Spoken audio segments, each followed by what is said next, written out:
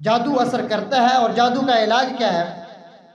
ایک تو یہ ہے کہ آپ صلی اللہ علیہ وسلم کو اللہ تعالیٰ نے بتایا کہ معوذتین پڑھو، سورہ فلق اور سورہ ناس، کثرت سے آپ ان کا ورد کریں، ٹھیک ہے؟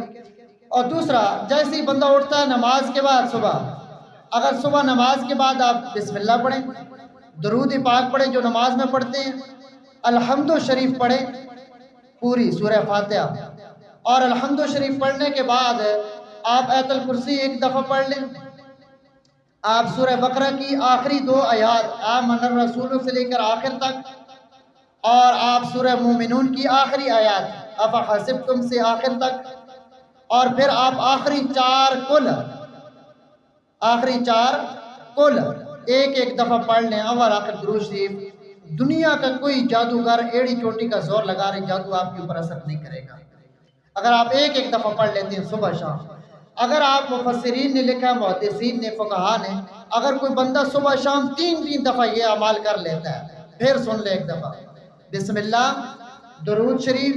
سورہ فاتحہ، آیت الکرسی، سورہ بقرہ کی آخری 2 آیات آمن الرسول سے آخر تک، سورہ مومنون کی آخری آیات افحسبتم سے آخر تک، اور آخری 4 کل، اگر کوئی صبح شام 3 دفعہ پڑھ لیتا ہے اور اپنے ہاتھوں کے اوپر پھونک مار کے، صحیح پھونک، صرف پھونک نہ ہو، اس میں معمولی تھوک شامل ہو، اپنے پورے جسم کے اوپر پھیر لیتا ہے، تو مفسرین نے لکھا ہے وہ اللہ تعالیٰ اس کے گھر والی، اس کے ماں باپ، اس کی اولاد کے اوپر بھی جادو کا اثر نہیں ہونے دیں گے۔ سورہ بقرہ تو آتی ہے نا، ناظرہ تو سب کو آتا ہے، آپ سورہ بقرہ کی کثرت سے تلاوت کیا کریں، کوئی جادو، دنیا کا کوئی بھی جادو آپ کے اوپر اثر نہیں کرے گا، اور خدا را قرآن پاک کے قریب ہے۔ اور جادوگر کی سزا کیا ہے کہ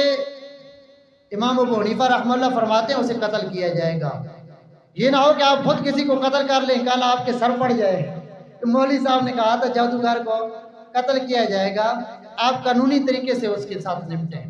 اگر آپ کی معلومات میں جتنے بھی جادوگر ہیں، آپ نمٹنا چاہتے ہیں، نمٹیں، اسے روکیں اس برے فعل سے۔ اور جادوگر کا انجام قرآن و حدیث کی روشنی سے دیکھا جائے تو وہ جہنم ہی ہے۔ اور جادوگر اگر